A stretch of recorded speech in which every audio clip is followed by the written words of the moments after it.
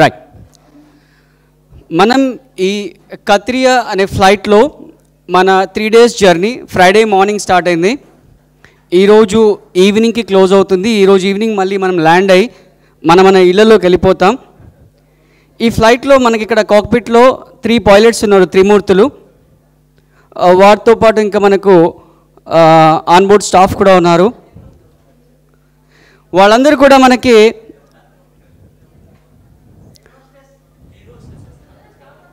learning itself is a beautiful air hostess, right?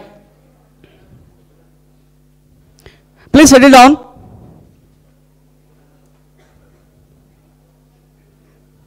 So వాళ్ళందరూ చాలా valuable information మనకి ఇస్తున్నారు 3 days నుంచి. ప్రదీప్ సార్ గారు ఈ ప్రోగ్రామ్ని చాలా కష్టపడి డిజైన్ చేశారు. ఈ పాత్లో అంటే ఈ ట్రాన్స్ఫర్మేషన్ పాత్లో నేను ఒక చిన్న సెలబ్రిటీ స్టోరీ యాడ్ చేయాలని ప్రదీప్.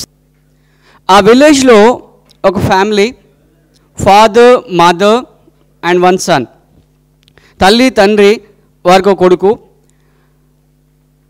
పాపం ఆ అబ్బాయి పుడుతూనే విధి కాటేసింది. ఆ అబ్బాయి పుట్టడంతోనే పార్షియల్ బ్లైండ్. ఫాదర్ దగ్గర 3 ఎకరాల వ్యవసాయ భూమి ఉంది. ఆ భూమితో వ్యవసాయం చేస్తూ వాళ్ళ కుటుంబం సాగేది. ఆ అబ్బాయి ఎప్పుడైతే 23 years కంప్లీట్ చేసుకున్నాడో పాపం మళ్ళీ ఒకసారి విధి కాటేసింది.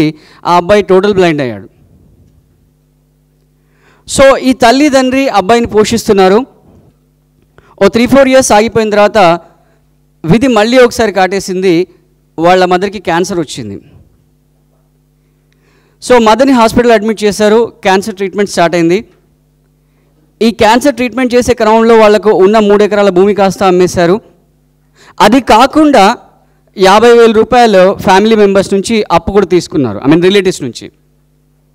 ఇదంతా చేసినప్పటికి కూడా పాపం వాళ్ళ మదర్ని, అంటే ఆ అబ్బాయి వాళ్ళ మదర్ని బతికించలేకపోయాడు. మదర్ చనిపోయారు. మదర్ చనిపోయిన తర్వాత ఆ 11th day 12th day కార్యక్రమం అంతా అయిపోయిన తర్వాత తండ్రి కొడుకు ఇద్దరు కూర్చున్నారు. తండ్రి కూల్గా ఉన్నప్పుడు అబ్బాయి చెప్పాడు, డాడీ నాకు ప్రపోజల్ ఉంది. మనకున్న భూమి కాస్త అమ్మేశాం, ఆల్రెడీ మనం 50,000 అప్పులో ఉన్నాం. ఎట్లాగొట్లా కింద మీద కష్టపడి మన రిలేటివ్స్ దగ్గర ఇంకొక 5,000 రూపాయలు నేను అప్పు తీసుకొస్తాను, దానికి మీకు పర్మిషన్ ఇవ్వండి అన్నాడు. సరే అన్నాడు. రిలేటివ్స్ని పోయి కన్విన్స్ చేశాడు. ఎట్లాగో 50,000 అయింది, ఇంకో 5,000 ఇవ్వండి, కష్టపడి నేను తీర్చేస్తానని చెప్పి ప్రామిస్ చేశాడు. చేసి 5,000 రూపాయలు తీసుకొచ్చి 3,000 తండ్రికి ఇచ్చాడు. 2,000 తన దగ్గర పెట్టుకున్నాడు. చెప్పాడు, డాడీ నేను 3 months బాంబే వెళ్తున్నాను, నేను వచ్చేందుకు ఈ 3,000 నువ్వు మేనేజ్ చేసుకో, 3 monthsలో నేను తిరిగి వస్తానని చెప్పాడు. ఆ 2,000 తీసుకొని అతను ముంబై వెళ్ళాడు. ముంబైలో నేషనల్ బ్లైండ్ ట్రైనింగ్ స్కూల్ అనే ఒక స్కూల్ ఉంది, నేషనల్ బ్లైండ్ ట్రైనింగ్ స్కూల్. ఆ స్కూల్లోకి వెళ్ళి వాళ్ళని అడిగాడు అనమాట, నాకు క్యాండిల్ మ్యానుఫ్యాక్చరింగ్ మీద ఇంట్రెస్ట్ ఉంది, దయచేసి ఆ కోర్సులో నాకు అడ్మిషన్ ఇవ్వండి, నేను క్యాండిల్ మ్యానుఫ్యాక్చరింగ్ నేర్చుకుంటానని చెప్పాడు. వాళ్ళు ఏమన్నా అంటే, బాబు నువ్వు క్యాండిల్ మ్యానుఫ్యాక్చరింగ్ నేర్చుకోవడానికి అర్హుడి కాదు, ఎందుకంటే క్యాండిల్ మ్యానుఫ్యాక్చరింగ్ అనేది ఓన్లీ పార్షియల్ బ్లైండ్కే allowed, you are totally blind, so we are sorry, we are helpless. ఎట్లాగో నువ్వు వచ్చావు, నైట్ అయింది కాబట్టి బ్లైండ్, ఎట్లాగో ఇంటికి వెళ్ళావు, నైట్ పడుకో, రేపు మార్నింగ్ వెళ్ళిపో అని చెప్పాడు. నైట్ అంతా ఇతను ఆలోచించాడు, ట్రైనర్ కూడా ఆలోచించాడు. మార్నింగ్ వెళ్ళిపోతుంటే ట్రైనర్ పిలిచి చెప్పాడు, బాబు నీకు ఇంకొక ఆప్షన్ ఉంది. ఏంటి? టోటల్ బ్లైండ్కి మేము ఇంకొక ట్రైనింగ్ ప్రొవైడ్ చేస్తున్నాం, అదేంటంటే బాడీ మసాజ్. ఎందుకంటే క్యాండిల్ మ్యానుఫ్యాక్చరింగ్ అంటే క్యాండిల్ని హీట్ చేయడం, వేడి అదంతా ఉంటుంది, అది కొంచెం రిస్క్తో కూడుకున్న పని, వెరాజ్ బాడీ మసాజ్లో ఏముండదు కాబట్టి నువ్వు అది చేసుకోవచ్చు అని చెప్పాడు. He was very happy and started training. ఆ బాడీ మసాజ్ 1 month నేర్చుకున్నాడు, కంప్లీట్ పర్ఫెక్ట్ అయ్యాడు. వెళ్ళే ముందు మళ్ళీ ఇంకో క్రియేటివ్ ఐడియా వచ్చింది. ఈ బాడీ మసాజ్ని క్యాండిల్ మ్యానుఫ్యాక్చరింగ్ నేర్పించే ట్రైనర్ ఎవరుతున్నా ఆయన మీద అప్లై చేశాడు. అదే స్కూల్లో ఉంటూ ఒక 1 week ఆయనకు బాడీ మసాజ్ చేశాడు.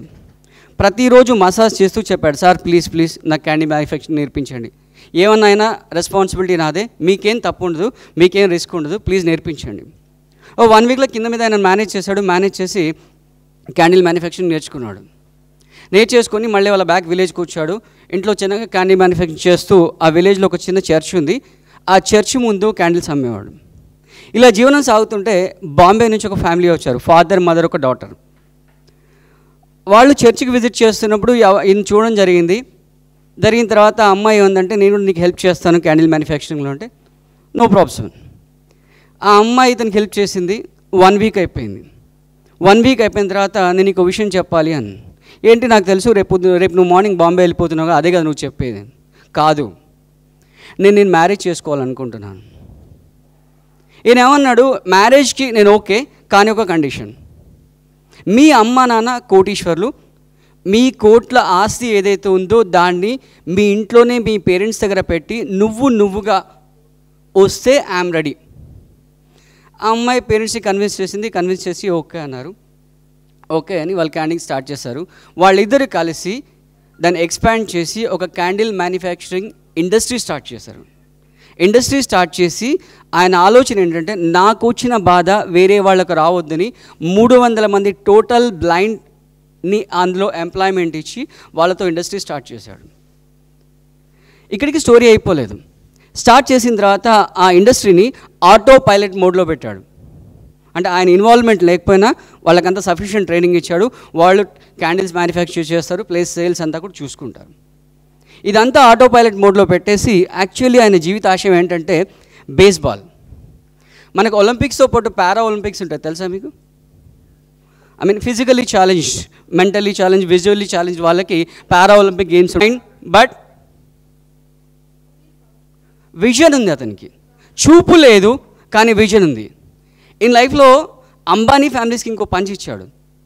ఒక ఫంక్షన్లో అంబానీ ఫ్యామిలీస్ వీళ్ళని ఇతన్ని చీఫ్ గెస్ట్గా పిలిచారు. చీఫ్ గెస్ట్గా పిలిచి వెళ్ళిపోయేటప్పుడు టోకెన్ కింద 2.5 lakhs చెక్ ఇచ్చారు.